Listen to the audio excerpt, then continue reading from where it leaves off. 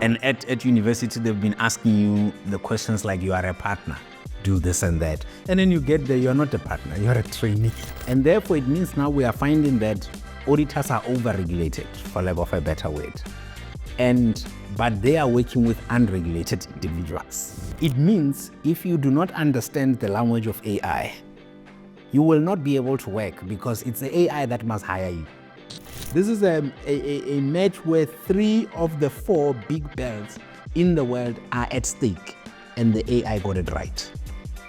Now imagine our own financial statements for a small organization. The AI can do that. The SMPs need to go back and say, what value are we actually giving? We still have too many graduates leaving university and not belonging to professional bodies.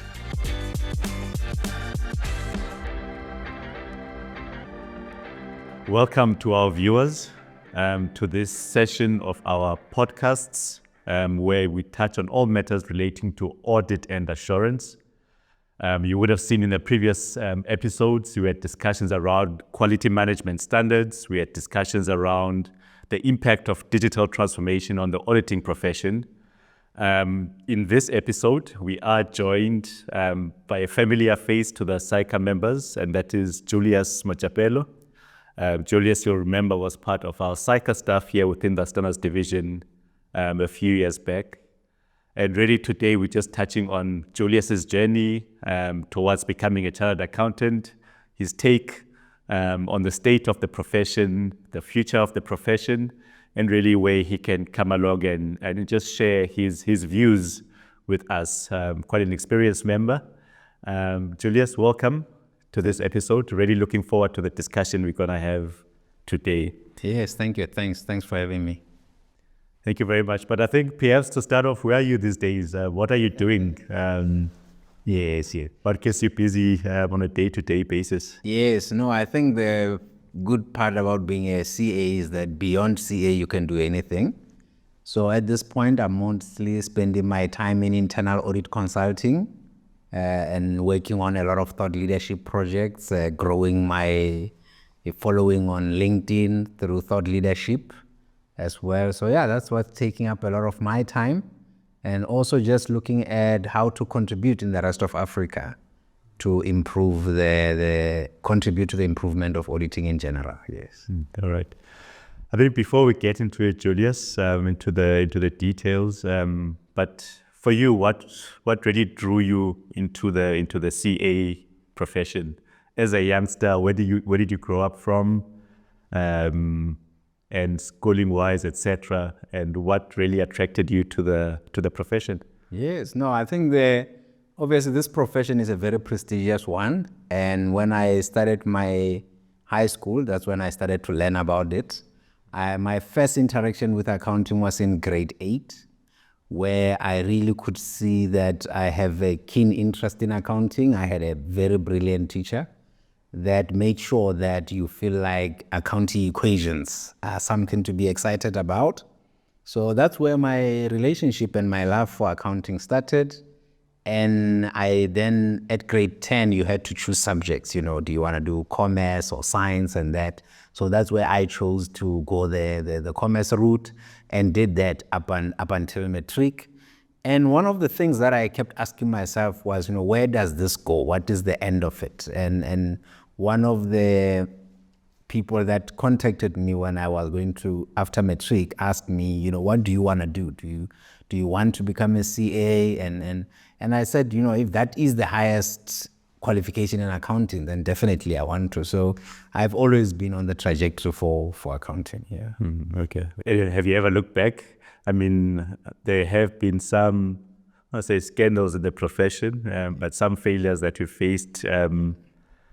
Do you ever look back and say, I wish I would have done engineering or actuarial science or any of those other professions? No, definitely. I think the good thing about all the scandals and the focus on the profession just reiterates how important this profession is. And people are only angry because they wouldn't want it to fail.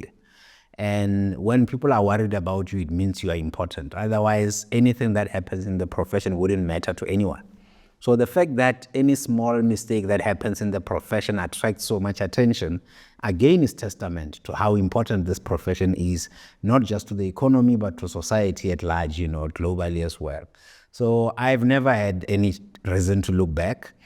I feel like it's one of the professions that prepares you the most cognitively in commerce, and you are more well-rounded. You understand a lot of aspects of business. So I'm still very proud to be associated with the brand. Yeah. All right. And just around your transition, I guess, from high school. So you mentioned the influence of the teacher in high school to university. I know a lot of students struggle with their transition. The lack of support, I guess, in certain instances. I mean, I know at SAICA we are privileged to have the Tutuka, the Tutuka program, where we really provide a lot of the support to our students, not just academically, but the psychosocial support, etc. How was your journey in university? And for a student that's out there struggling with CTA or third year, what are some of the lessons that you kind of picked up from your own university journey that you would advise a student currently? No, I was very fortunate, for one, because I got a full cost bursary when I went to university, and that helped a lot, because then at least I didn't have to worry about the basic things like food and clothing and all that. I had friends that struggled a lot in those spaces, so it made me appreciate more that kind of support. But I think even with that, I've seen people not coping at university, even with everything. And it really takes a lot for somebody to move from matric to university and thrive, not just survive. And as we know, in this qualification, surviving is not enough. I repeated my CTA because that was survival. You need to thrive to be able to get out of this qualification. And I found that you needed to be more disciplined, because we had one of the qualification with the highest volume of work. You would see people walking around with the whole semester's work in one handbook, and you had a whole backpack, So yeah, I think definitely the CA profession is very much responsible for how many of our CAs walk, because we've been carrying those heavy books for most of our tertiary life. But I can say it required a lot of discipline.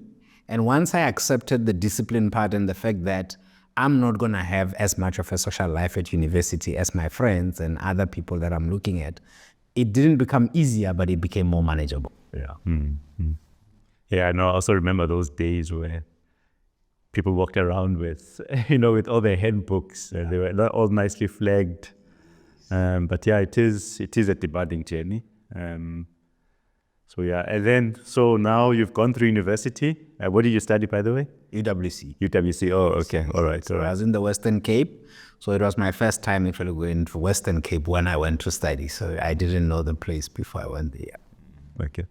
So you finished off at the Western Cape. I met you in Gauteng, so I assume you probably moved to Johannesburg then. So I came back, did articles. I think articles is the... when you leave university as a graduate of this difficult qualification, you are on top of the world. You're literally the big fish in a small pond. And then you get out and you go into articles and you become a very, very small fish in a very, very big pond. So I found myself then back at the beginning, at the bottom. And articles is a very hard experience for most people. And I was no exception. I think the speed at which you are expected to learn things, especially with the mind that you thought you knew the stuff. And now you get to work, and that auditing that you learned is not exactly the same auditing that you have to do. And at university, they've been asking you the questions like, you are a partner, do this and that. And then you get there, you're not a partner, you're a trainee. You have to work with this working paper, but it makes you very strong. It builds a lot of resilience in you. The first time I had a breakdown at work was during articles. So that's when I realized that this thing is very difficult. So I really commend anyone that's able to go through it. But when you come out on the other side, if you fully apply yourself, you become a much, much better professional. I still think there's no better training program that really exposes you to, I guess, to so much variety of clients, number one, industries, also the people you get to engage with are quite at a senior level, CFOs of companies, financial directors at such an early age. I do think it's probably one of the best. No, it is. Programs. Yeah, and like you're saying, the diversity of industries as well, because I work with private sector, public sector clients, big clients, small clients. So, and you also get to appreciate how business works. As much as it's from an external point of view, but already you had the authority to access certain documents that many people have never been able to, and that helped. And my involvement in public sector also helped broaden my mind, because at that time, our qualification didn't have much about public sector. So being able to be in articles and have a focus on public sector helped a lot to learn another sector that I was not exposed to in undergrad. Yeah. I guess you touched on the issue of articles and maybe the wider academic curriculum as well, not really touching much on public sector. Just your views around that, and given, I guess, the importance of public sector in our day-to-day lives.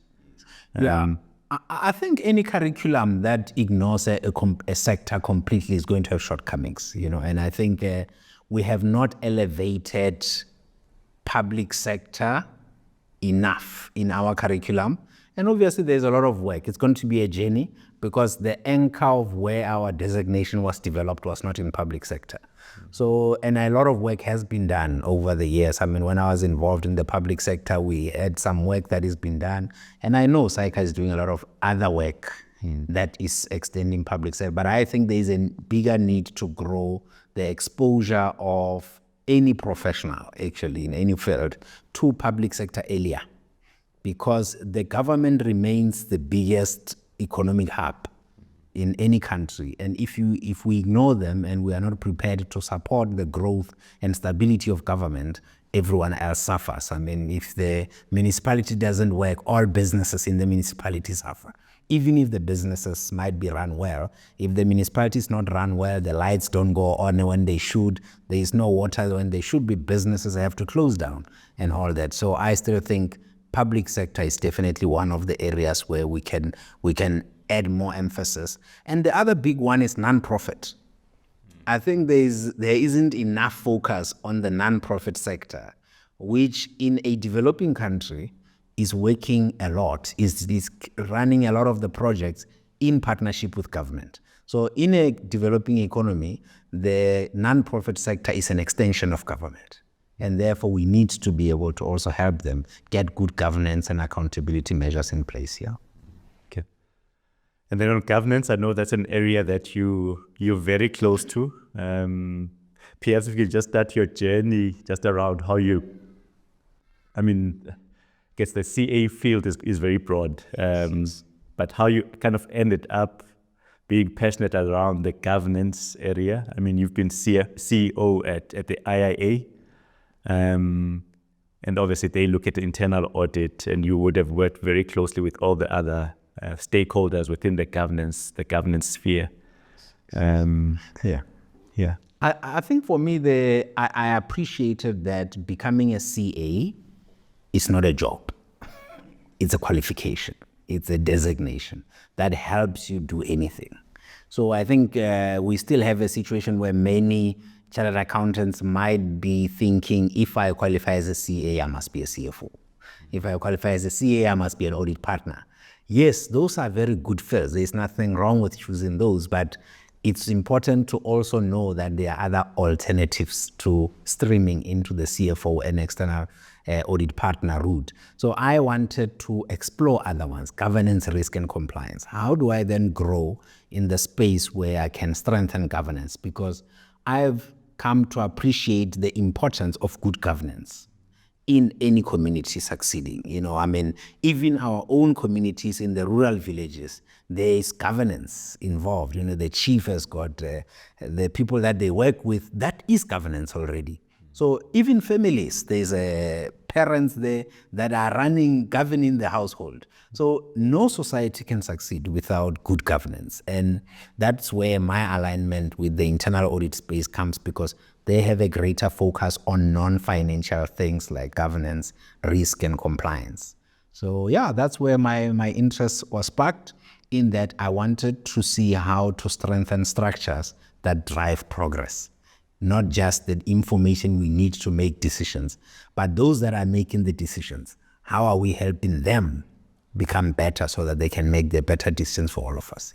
And again, just going back to the public sector versus private sector conversation, there's always the perception, that governance within the public sector sphere is not working as well within or compared to the private sector side of things. What in your view causes that? I guess that gap. Yeah, I think that there are three things probably that I consider. Number one is, let's compare on paper, private sector and public sector. I think, in my view, public sector beats private sector any day on paper. Because there is in terms of processes, in terms of how they are written, in terms of the governance structures in public sector are better than, even if you just look at transparency, there is no consolidated audit outcomes report in private sector. We don't even know which private sector client is being qualified, which one is not.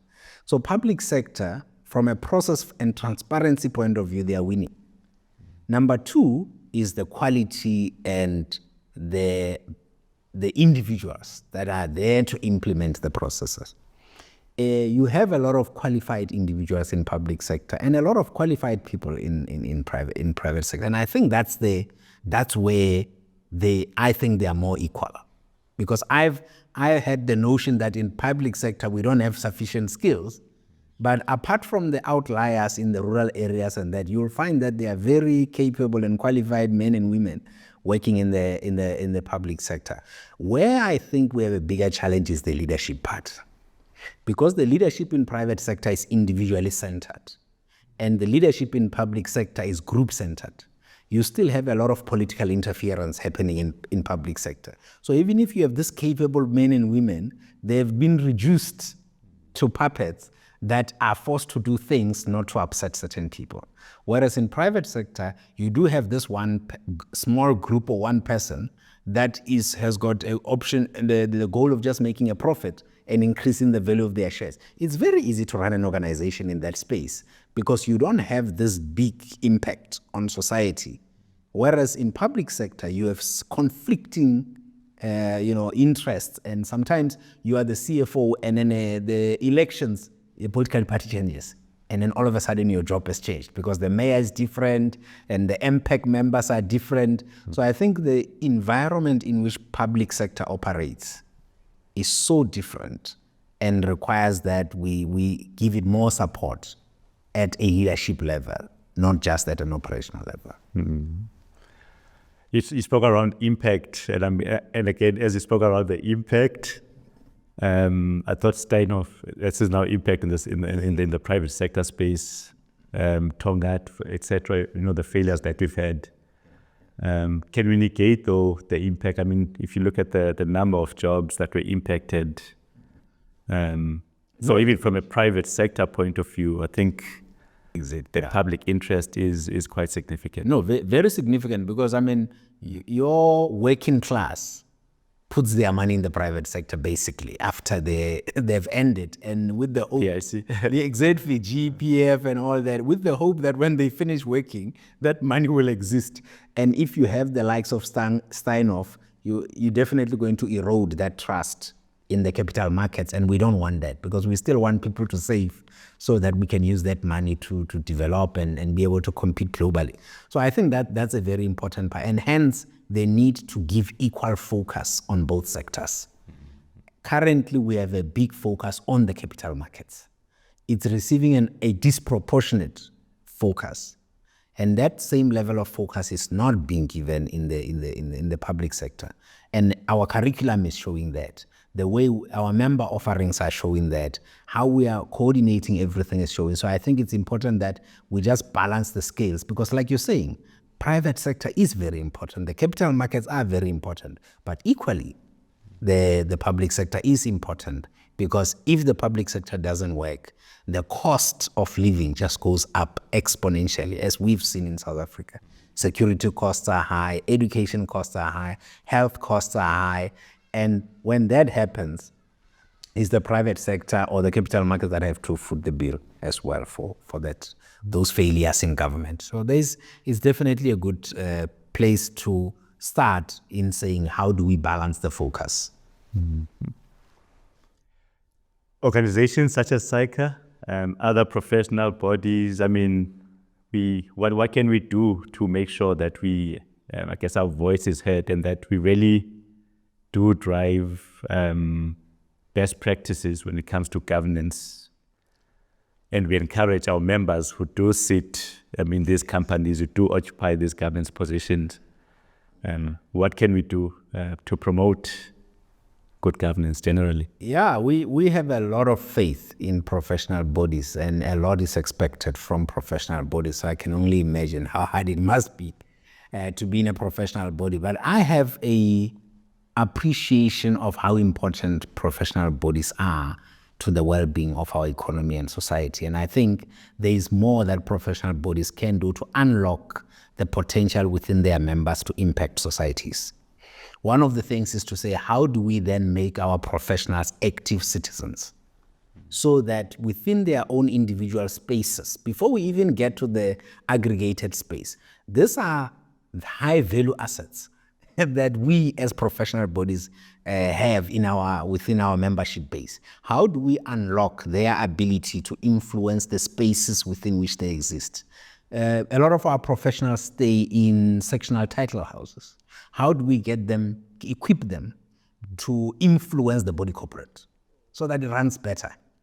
Our professionals are sitting on school governing bodies of their kids' schools. How do we empower them to make sure that they ensure that the schools where they are run properly? And also, how do we then take our professionals and put them in spaces where their kind of skill is required, like public schools? We have public schools that are short of funds. The government will never have enough money to just give to every school, because some of those schools, they give them money, but they don't know how to use it properly. How do we then get our members to be in those spaces and support the development and maintenance of good governance, so that the presence can be felt, that the existence of these high-value individuals and professionals in society is not only felt in the higher level of the economy, but also by every citizen, whether it's in a township or anywhere else, so that the value of the professionals can be much bigger. I see accountancy professionals specifically and auditing professionals as the defenders of the economy, in exactly the same way as the army is the defender of our borders. If the army decided to not play their part, we would be in trouble. And similarly, if accounting professionals and auditing professionals do not play their part, our economy is in trouble. Unfortunately, the army cannot shoot their way through to protection the economy. Money goes out, on laptops. And that's where the accounting professionals become that army that we need to activate to protect, but also grow this economy. Yeah. Yeah, that's interesting analogy there. But I'm thinking, whenever we get crisis in specific areas, right, there's always the tendency to want to regulate and over-regulate. Do you think this is an area that we should be regulating a lot more robustly? Or do you think, the practices that we've got and the requirements that we've got in place to date are sufficient? Yeah, I think with regulation, there has been an over-focus on auditors when it comes to regulation. And therefore, it means now we are finding that auditors are over-regulated, for lack of a better word. But they are working with unregulated individuals. So as the external auditor, you come in and you are going to get into trouble for signing an audit report on financial statements that are not correct. And you're coming in at the end. You coming in at the end. Yeah. But the person that prepared them and hid the stuff from you might be able to get away unscathed in that situation. So we have a situation where we are saying the driver of a car does not need to have a license, but the traffic officer stopping them must have a license. So the driver can drive as recklessly as they want. We're not going to govern how they drive, but we're going to regulate the person that stops them to check if they are driving well. Firstly, if the person is not licensed, we know they're already driving badly. So we are bringing the traffic officer to stop a person we know cannot drive to check if they're driving properly. So I think there is definitely a bigger need to not hold the focus on regulating auditors, but to bring in an equal focus on the regulation of those that are responsible for the documents that the auditors have to give assurance over, the CEOs. Who's regulating the CEOs? We don't even have one register of called CEOs. Who's regulating the CFOs? If you're not a member of SAICA, where are you? There are many CFOs that are not members of SAICA. They are not members of any professional body for that matter. So I feel like the word regulation might be misused because it's usually associated with legal enforceability. If we can take regulate to say this is a framework of how things should be done, you don't have to do it because it's legislation. You must do it because it's how we want to do things to get better. The ideal place to be where regulation in inverted commas works is where no graduate leaves university and does not belong to any professional body. It should be an automatic handover from university to a professional body. No graduate should leave university and not get into a professional body. Okay. Then everyone is within then we can help them. We can give them a framework. And as you say, regulate in inverted commas. That means professional bodies might have a category of membership that doesn't pay fees because graduates are not yet working. But they will still be members. You will still have them on the database. And it means if anything has to happen, you will be able to know about it. And we will also be able to support them to make sure that we quantify the level of capacity we have in the economy as a professional. All right, so just on the audit one, so in terms of the public's understanding, because the public, I kind of feel at times that they think that, for example, the issue of fraud, yes, there's always that expectation from a public point of view, again, that auditors are there to detect fraud. Whereas they counter, they'll obviously use the standards and all the other tools to say that we actually don't have the powers or nor the mandate to be detecting fraud. And they usually kind of reflect or refer to that as the so-called expectation gap. For me, it's always been interesting, like how do we begin to narrow, and like again, looking at from a SAICA point of view, professional body point of view, how do we begin to narrow that expectation gap, and what are some of the practical things we can put in place to make sure that we educate our public to actually know where our power or the powers end when it comes to the external audit profession? It's a nice problem to have, I think, where the confusion is that expectation gap. It's a nice problem to have, I say that, because it can be solved with collaboration. There isn't more work that needs to be done. I think the challenge with misinterpretation of the profession is the lack of collaboration between the different types of auditors. So one auditor is always talking on their own. So you've got the CFE, the Certified Fraud Examiners, talking to the public alone. Then you've got the internal auditors talking to the public alone. Then you've got the external auditors talking to the public alone. So now the public doesn't know that they're talking to 3 different people. They think these are all auditors. And therefore to them, the work of an external auditor and a fraud examiner and an internal auditor is the same. Why are the results different? Our previous auditor did an investigation and we even took the person to court. But they didn't know they were talking about a different auditor at that time. So I think the confusion is around education and not having a common voice for the auditing industry, not just external audit industry. So you have other auditors you've got IT auditors. Where do they fit in the whole bigger scheme of things? So when we do not have an aggregated association for internal auditors. because we have PAFA, for example, that is a Pan-African Federation for Accountants. Where are the auditors? So maybe there is a need to start formalizing the auditors, because you have the African Federation for Institutes of Internal Auditors, but they're only focusing on internal auditors. Then you have the Federation for Fraud Examiners. So how do we bring a common voice so that when we meet the public at a external audit level with the ERBA, we are able to also explain the fraud examination in internal audit.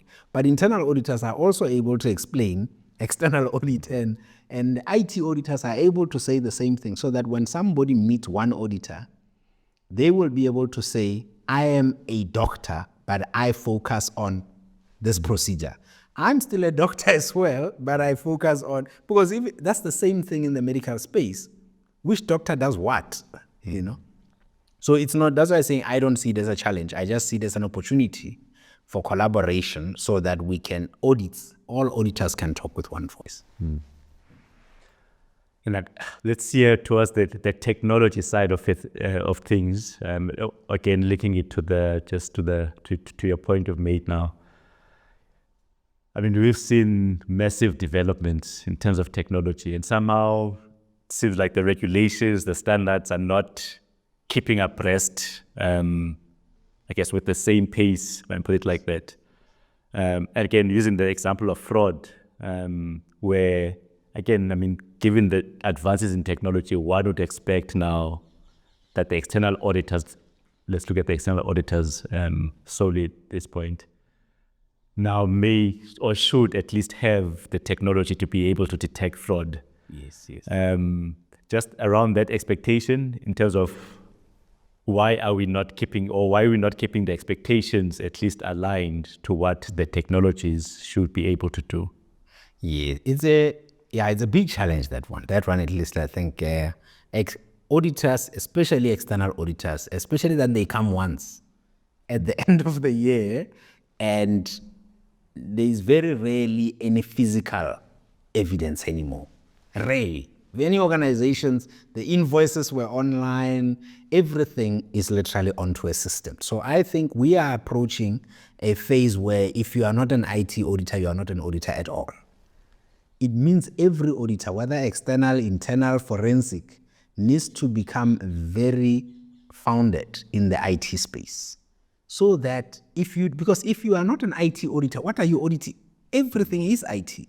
So from a curriculum point of view, we need to elevate the IT becoming proficient in information technology as soon as possible. I think being a advanced level, so we have modules in CTA, I don't know if they are still the same now.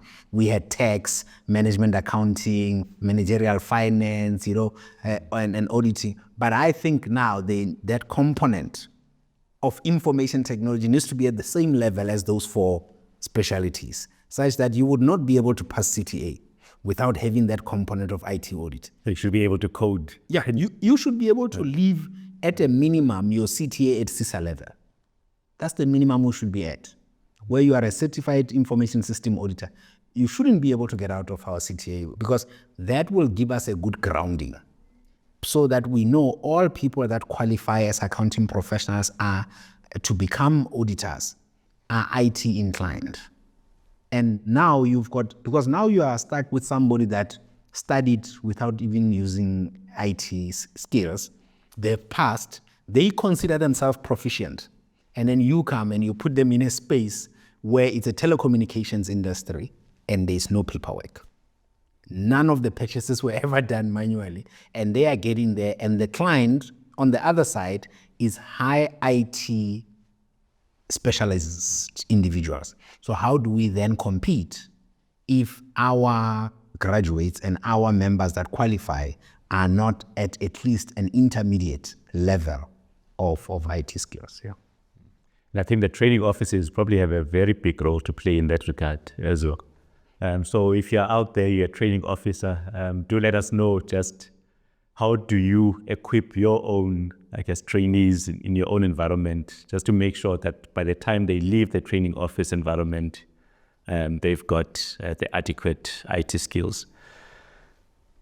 AI, there's a lot of talks that AI would render at least some aspects of the profession meaningless at some point in terms of what the human interventions would be.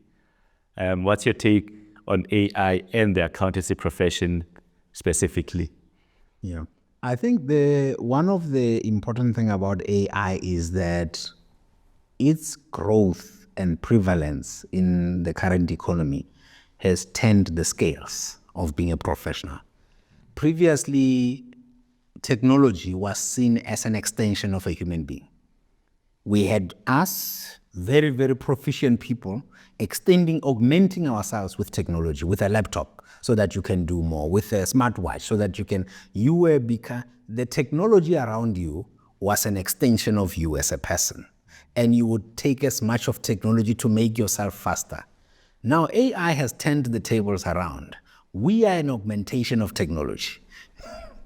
AI is the center. We plug into AI. I think that's where we are going now. So it means if you do not understand the language of AI, you will not be able to work, because it's the AI that must hire you.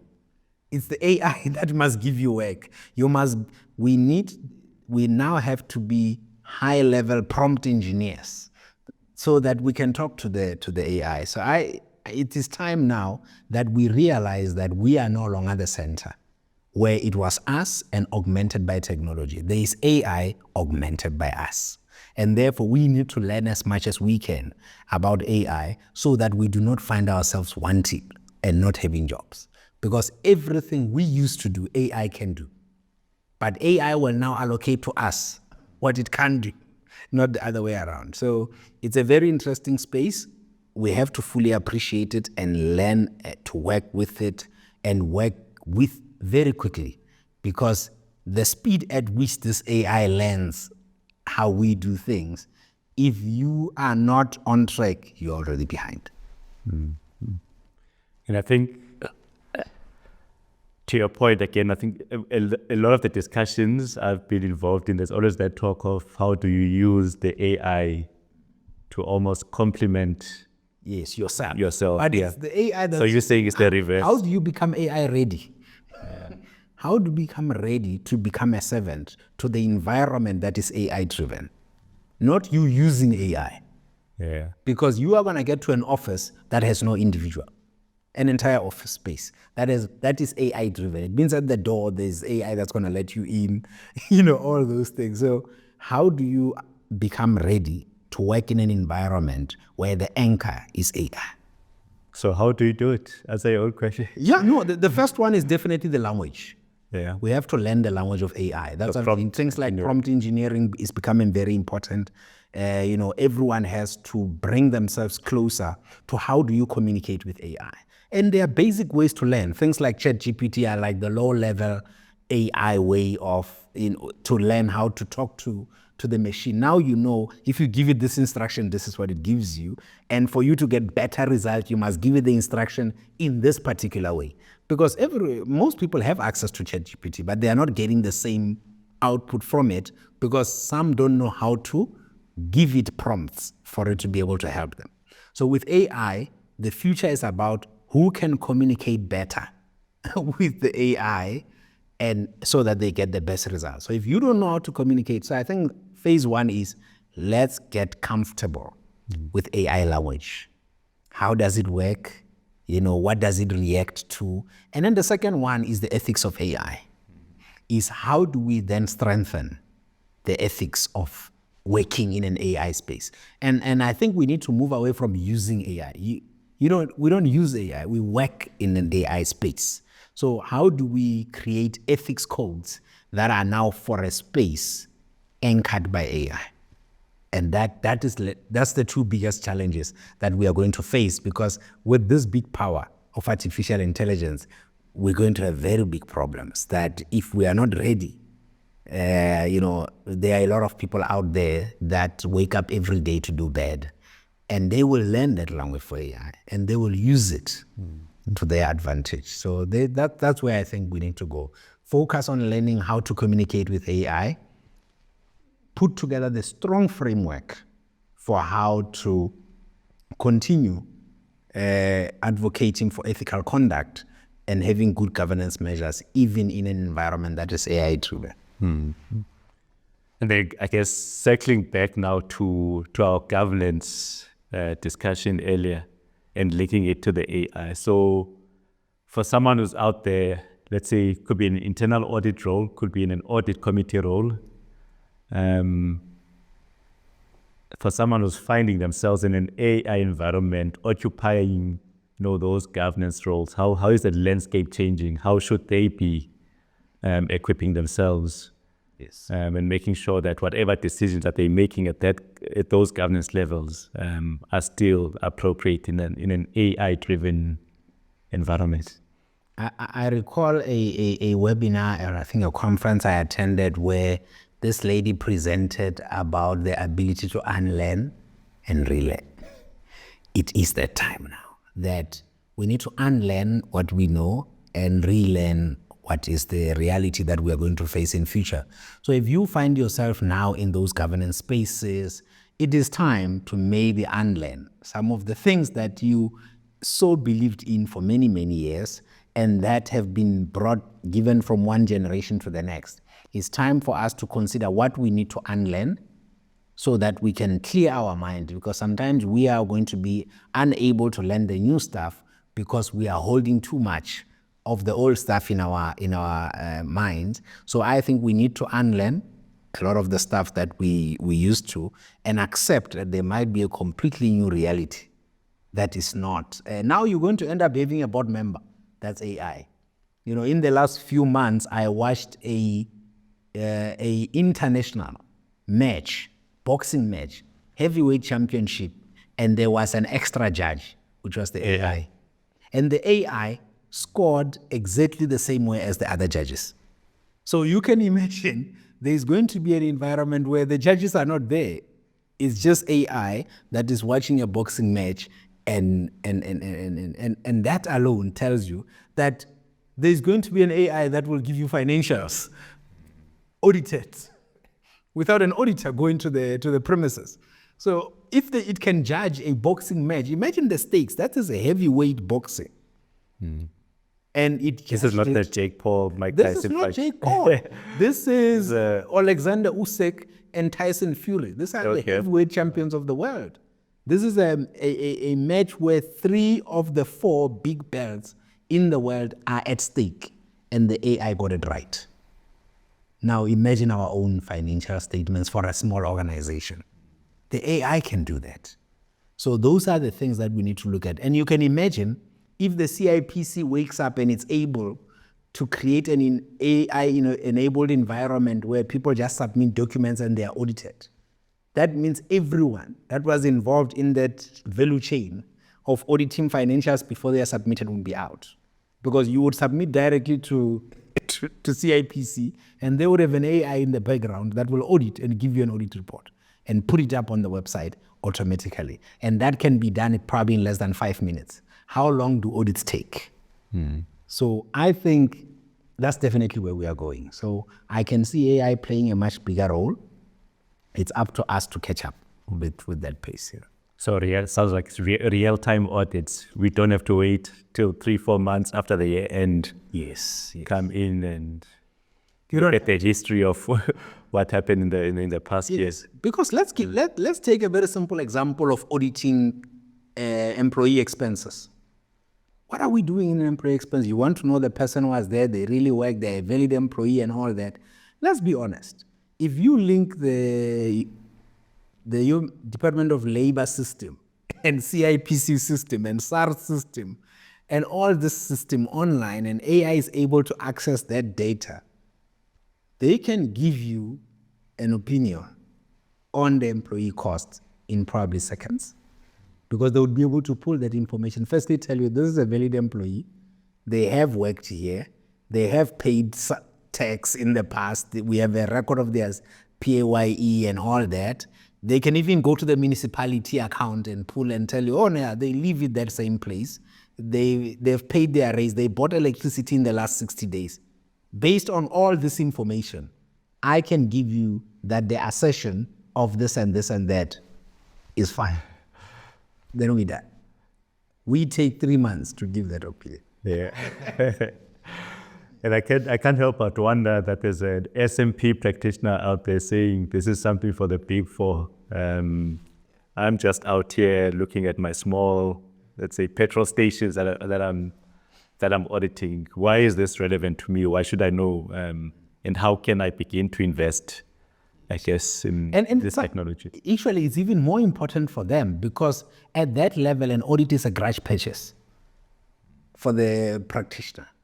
So if the small petrol station person woke up tomorrow and didn't have to hire an auditor, they would be the first one to say, oh, thank God. The big guys need the auditor for more than just the assurance. They need that advice to improve processes, and the small SMME is saying, I need this financials because I need funding. Or I need to convince somebody else. My bank wants them, not me. I don't, I can run this business, but the bank says if I don't have audited financial statements. So if the bank wakes up one day and say, we don't need audited financial statements, just upload the following documents to this portal and we will audit it ourselves and tell you whether you are fine or not. The practitioner will definitely go. So banks could become the next biggest auditors because they are the ones that are using. So the competition to the auditors are the users of the audited financial statements. Funding agencies, development banks, all of them, instead of having to wait for 3 months to get audited financial statements, immediate. They can get them in real time if they had an AI system that they must just tell the SMME what to upload. And then with that, immediately the financials would be audited. So there is definitely a big need for auditors to rethink how they are doing things, because the challenge with the pace of development now is that what we are discussing now could change over 6 months. It's not going to be a 5-year thing. It's about the widespread adoption. If one bank does what we are saying now, all other banks will probably be able to catch up within 6 months. And therefore, within 6 months, auditors would be, look now, the CIPC has got the BE certificate. You can get your BE certificate directly from CIPC. What happened to all the other small businesses that were helping their entities get BE certificates? Source of revenue gone. Just like that. And it might look small, but to the small practice, that's actually a lot of money. Yeah.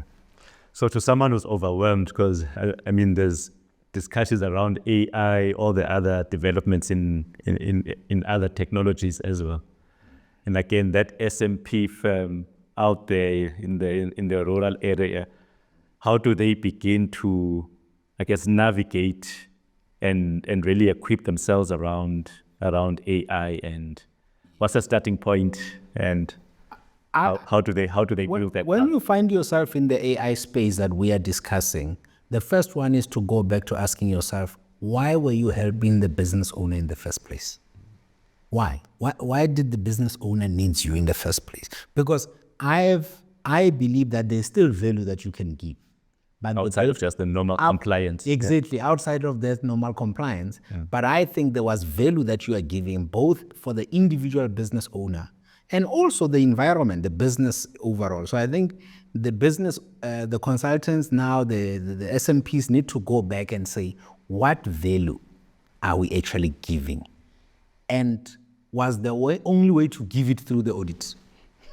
What other way can we give value to the businesses in our area other than through an audit? There must be other ways that you can give value to the business and start developing the competencies in those other areas, because the audit is going to go.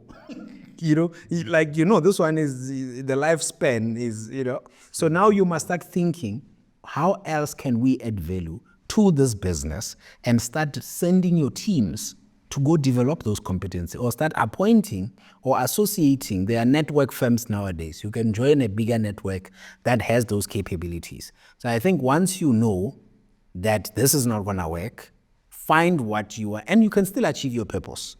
Find other products and then go and develop the competencies. If they say the technology or the investments required are just financial resources specifically, are quite high to invest. Yeah. It's true. It's a very costly environment. What I've come to appreciate is that learning is very free nowadays. I learn a lot of things just watching YouTube. I think there's very few things you can't learn when you've got a laptop and data in South Africa or for most places in the world. So it shouldn't be only focused on structured learning.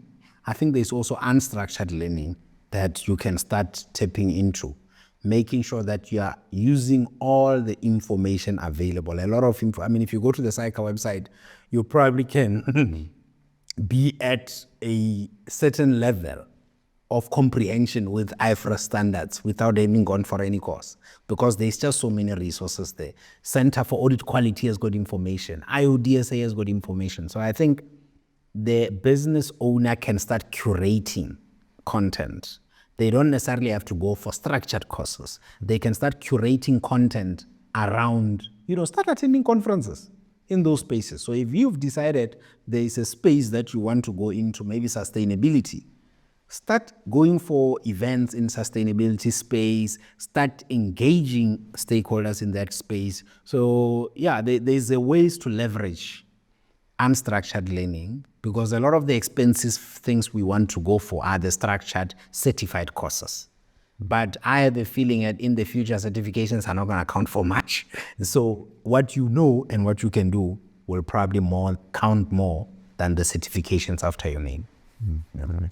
That said, I know our colleagues, Robert, Zwane, and Mendy Olifield, are doing quite a lot of work around the CA of the future. And I know technology is a big part of that particular project there. So you touched on it. You initiated it around sustainability.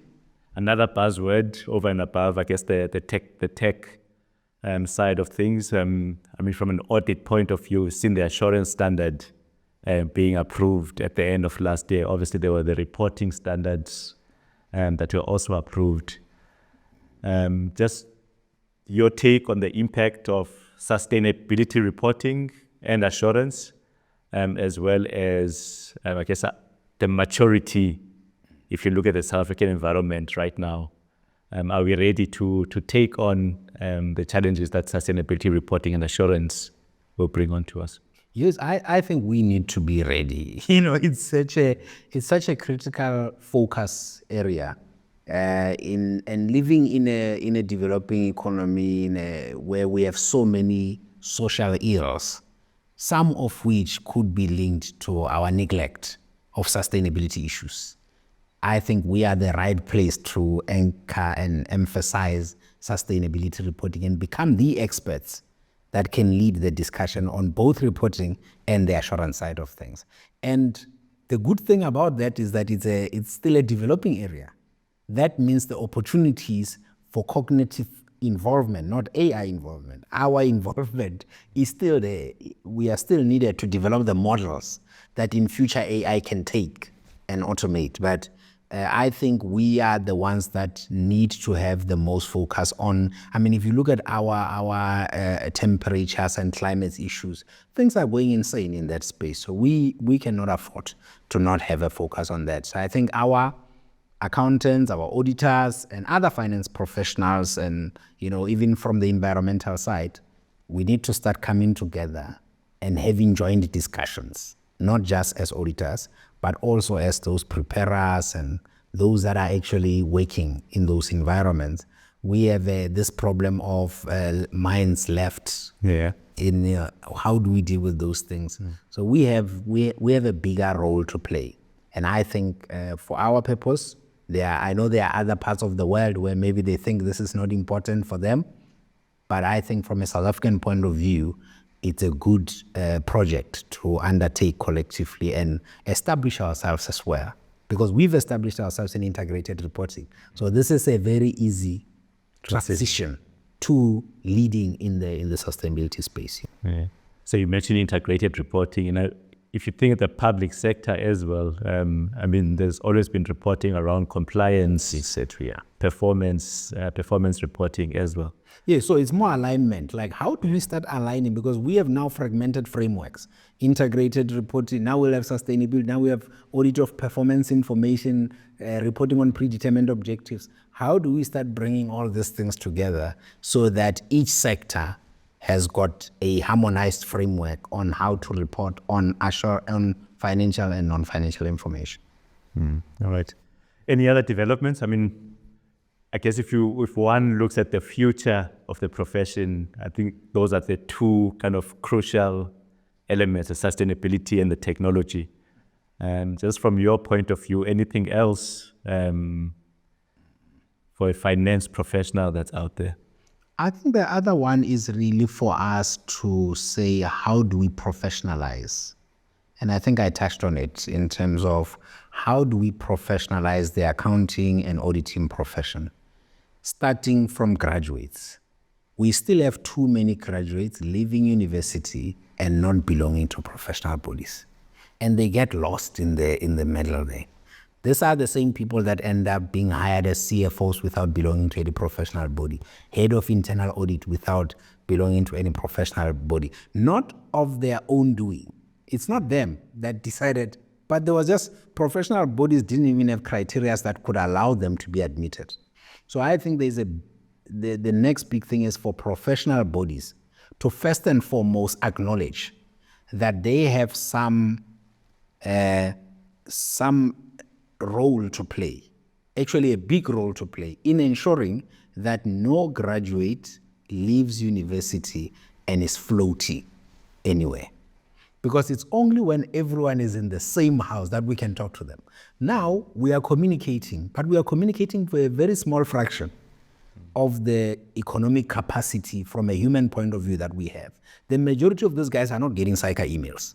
They are not getting IIA emails. They are not getting ACFE emails. They are not getting anyone's emails. They are just working. So this sustainability discussion we are having, they are not even going to watch the video because they don't belong to that profession. Only the people within the space are consuming this good content. So the first bet is to make the cycle bigger and then top it in the cycle. Now the cycle is too small. We're talking very good things. We're doing amazing work. But we are doing amazing work for a fraction. And that fraction is also not empowered to go engage with the other parts that are not coming into the space. And hence we're talking about how do we unlock the potential of professionals to influence the spaces in which they live, not just co-influence under the umbrella of the institute. How do they individually go do? So if there's the next big focus I think we need to do is how do we make sure that no graduate is not a professional. Every graduate must become a professional. There is no reason any graduate should not find themselves in a professional body immediately after leaving university. It doesn't matter what category of membership we make, but they must become a member. Would that then mean almost like standardizing the level of, at an undergrad level, or as well as at a postgrad level, I suppose? Making sure that whatever output we're getting from our universities, yes, they could automatically fit, I guess, within. Yes. We now have a situation where at university, for example, there is a SAICA accredited degree. And sometimes it's seen as the elite accounting degree or BCom degree. We can't have that. We should be having an ACCA degree, a SAICA degree, an ACFE degree. So each and every professional body must take a degree and say, Wena, you are ours. You are ours. So that everyone knows. If you pass this word, it's an automatic thing. We should even get to the point where the higher education institution sends you the lists. Immediately once they graduate, that list is emailed to the new professional body, or there's a portal where they upload it so that there is no lost communication. When that graduate, after December, when they land in Jan, they're already getting an invite from a professional body that says, we've passed, welcome as a new student, what member of this professional body. Here is what you are going to get. Maybe we are going to help you get a job skills, work readiness, and anything, because there's so much we can offer to graduates that are not even yet full certified members. So this notion that to become a member, you must be certified, that does not work. And the Institute of Internal Auditors has perfected that model. They have got members that are not certified internal auditors. And therefore, I think every other professional body should do it. And therefore, then it will become an anomaly when a higher education institution has a qualification that is not linked to a professional body, because that will be a reflection on the academic institution to say, why are you developing qualifications that are not going to lead to professionalization? Just for those students watching this particular episode, just make sure you join the SAICA, the SAICA programs. Yeah. All right, let me see which other questions, Julius, I had for you here. I think we've pretty much touched on quite a lot of them. But I guess getting back to you as an individual, if you were to look at some of your accomplishments as a professional, you are obviously a SAICA member, which we are proud of. If you were to look back at your career, what are some of your major accomplishments that you would say, top 3, for example? Yes. No, I think knowing what it takes to become a CA, I don't think any CA, very few CAs would say CA does not rank in the top of their achievements, because for many it's like a religion. You can't leave it. You work there, and if you don't get it, you just keep trying. So I would definitely say CA right up there. Working for SAICA right up there as second. I mean, being a CA is already such a big thing. Now imagine being a CA and then working at SAICA, because we've always seen this big prestigious institution that is doing such great work to profile us as members here across the world, leading in many respects, helping us get into boardrooms and be recognized by simply saying, I'm a member of SAICA. So I definitely think the time I've spent at SAICA has been one of the highest achievements of my life. And then the last one, and most recently important, is being the CEO at the Institute of Internal Auditors. The board's trust to be able to say me, go and run this institute, it was the pinnacle of a career success. So when we start talking about from a career point of view, being the CEO at the Institute of Internal Auditors still stands right up there as one of those achievements I will always look back with a lot of pride. And the fact that the board gave me the space to express myself and give me the opportunity to contribute to this profession that I'm now part of, even after my term at the IIA, I think those 3, career-wise, are still right at the top. And looking forward, next 5 years, where are we see? It sounds like a job interview now. But no, I'm appreciating it. Yeah. The next one is One Africa. I think SAICA, even from SAICA, I got involved in PAFA, in the Africa Professionalization Initiative, where we worked with PAFA, with the Accountants Generals Association in Africa, and the SAI, the Auditor Generals Association in Africa. I think that exposure ignited in me a appreciation of the power that there is if Africa becomes one at a professional level. There are many other spaces where we can be one, but we are in the profession, and therefore I have found myself wanting to contribute more to uniting Africa at a professional level. So even when I went to the IIA, I had a keen interest in the African Federation of Institute of Internal Auditors, the AFIA element, and now I'm looking at being that consultant in the African context, not just in Africa, in South Africa, but growing the consulting skills across Africa. I've presented trainings in the likes of IIA Kenya and Zimbabwe, and I'm looking to spread my wings to bring Africa, so that when we think of Africa, we think of ourselves as one. And there is no reason why a CA in Ghana should not be able to come to South Africa and fit it, and vice versa as well. So yeah, that's the biggest agenda, one for the next 5 years. The second one is really at an African level. Public schools are still my biggest passion. There is so much lacking in the governance space for public schools from an assurance point of view, finance management point of view, and the public school system is failing, and as a result, it's inflating the cost of living for many middle class to lower middle class people in South Africa. Through the education costs, right? Through the education costs. They are now forced to take their kids to private schools, even if they cannot afford to, because it will be kind of risky to take your child to a public school because you don't even know if they'll come back. They might not come back. Physically, they could be out. And then educationally, they might be lagging behind because we don't trust that many public schools have the capabilities to educate their kids correctly. But with over 50,000 CAs and only 25,000 schools in South Africa, I do not see why we cannot have one CA in every public school in South Africa and make sure that we elevate the governance, risk, and compliance element, get the funding into the public school, and allow middle class to lower income households to be able to take their kids to private school and not have to pay for private school, transport to faraway places from where they stay, and all these other things that come with having to take your child out of the public school system. I think that's something that we can definitely work on. Yeah. Yeah, very ambitious, but I'm sure with the CASA designation behind your name, you're equipped, I guess, to go and carry out that mission. Julius, it's really been insightful having this discussion with you today. Yeah, we are a proud member. We are proud, I guess, from a SAICA point of view, to have you as a member. Continue shining the light of the CA profession. And I would like you to actually close out this particular session with a message to young graduates, to young trainees, even to young people who have just qualified out there, as to why they should stay with the CA journey. Yes.